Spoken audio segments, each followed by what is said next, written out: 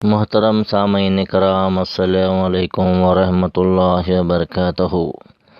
شدید سردی کا موسم تھا۔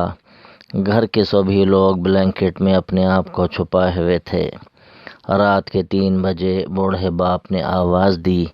ایک ہلکی سی آواز پر بیٹے نے بلینکٹ کو اپنے اوپر سے ہٹایا اور فوری والد کی خدمت میں حاضر ہو گئے۔ یہ کوئی اور نہیں، میرے والد محترم تھے اور آواز دینے والے میرے دادا حضرت تھے۔ دادی ماں تو بہت پہلے ہی گزر گئی تھیں۔ دادا حضرت رات میں کسی بھی وقت اٹھ کر ایک شیرمال سالن سکھایا کرتے تھے۔ کئی سال سے ان کا یہ معمول تھا۔ ابا روزانہ 2 شیرمال لا کر رکھتے کہ شاید ایک سے زائد طلب کر لیں، اور رات کے کسی بھی وقت آواز دینے پر ابا اٹھ کر دادا حضرت کے لیے سالن گرم کرتے، سالن کے ساتھ شیرمال پیش کرتے۔ اس وقت گیس سلنڈر اتنا عام نہیں تھا۔ ہمارے یہاں پمپ کا اسٹو اور بتی کا چولہا تھا۔ اسی چولہے پر ابا سالن گرم کرتے۔ یہ بات قابل ذکر ہے کہ امی کو بھی اس کام کے لیے نہیں کہتے تھے۔ اکثر ہم لوگ رات کو ابا کی چہل پہل کو محسوس کرتے، لیکن نیند کا غلبہ بیدار ہونے نہیں دیتا تھا۔ ایک دفعہ شدید سردی کے دنوں میں دادا حضرت نے دودھ سے شیرمال کھانے کا ارادہ ظاہر کیا۔ یقین مانیے، ہم نے کتابوں میں پڑھا ہے، لیکن پریکٹیکل لائف میں ابا کے جیسا فرما بردار بیٹا بالکل نہیں دیکھا۔ ابا نے یہ نہیں کہا کہ روز کی طرح سالن سے کھا لیجئے، اتنی رات کو دودھ کہاں ملے گا، کون لائے گا؟ بس حامی بھر لی اور کہا ٹھیک ہے۔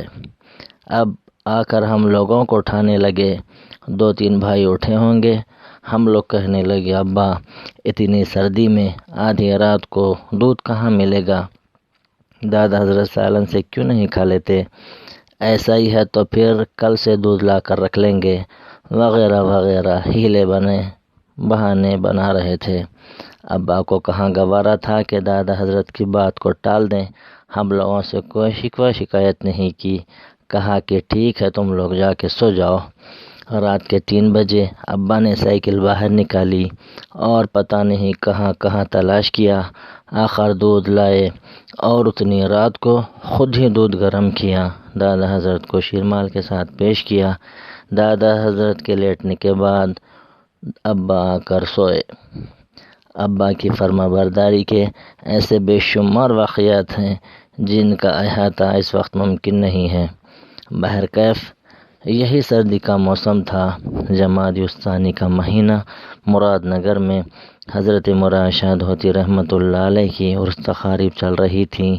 نماز مغرب کی ادائیگی کے بعد حضرت والد محترم نے اس جہان فانی کو الوداع کہہ دیا۔ اس دن صبح ناشتے کے لیے دسترخوان پر ابا کے ساتھ میں بھی موجود تھا۔ مجھے اس دن فوری کہیں جانا تھا۔ عجلت میں دسترخوان سے اٹھ گیا۔ اس آخری دن ابا سے کچھ بات نہیں ہو پائی جس کا مجھے آج تک ملال ہے۔ ابا کو ہم سے جدا ہوئے مکمل 20 سال ہو گئے ہیں۔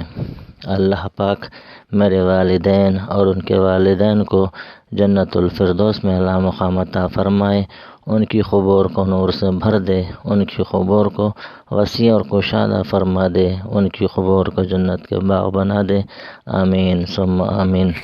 نبی کریم صلی اللہ علیہ وسلم کا فرمان عالی شان ہے کہ اپنے ماں باپ کو ایک مرتبہ محبت بھری نظر سے دیکھنے پر مقبول حج و عمرے کا ثواب نامہ اعمال میں لکھا جائے گا۔ اب آپ چاہیں جتنے بار بھی دیکھیں، اللہ کے خزانے میں کوئی کمی نہیں ہے۔ میرے بھائیوں بہنوں اور پیارے بچوں، اپنے ماں باپ کو ہمیشہ خوش رکھیے، ان کی ناراضگی سے بچیے، اپنے والدین سے ہر روز اچھی طرح بات کیجیے، خوش دلی سے خدمت کر کے ان کی دعائیں لیجیے، ایسے کام کرو جس سے ان کو خوشی ہوتی ہے۔ یہ بڑی خوش نصیبی کی بات ہے اور یہی دین و دنیا میں کامیابی و کامرانی کا راز ہے۔ اللہ رب العالمین تمام بچوں کو والدین کا اطاعت گزار و فرمانبردار بنا دے۔ جن کے ماں باپ ہیں اللہ پاک بچوں پر ان کا سایہ صحت و سلامتی کے ساتھ قائم رکھے، اور جن کے والدین گزر چکے ہیں رب کریم ان پر خاص رحمت فرمائے، ان کی بخشش و مغفرت فرمائے، آمین یا رب العالمین۔ خدا حافظ، السلام علیکم۔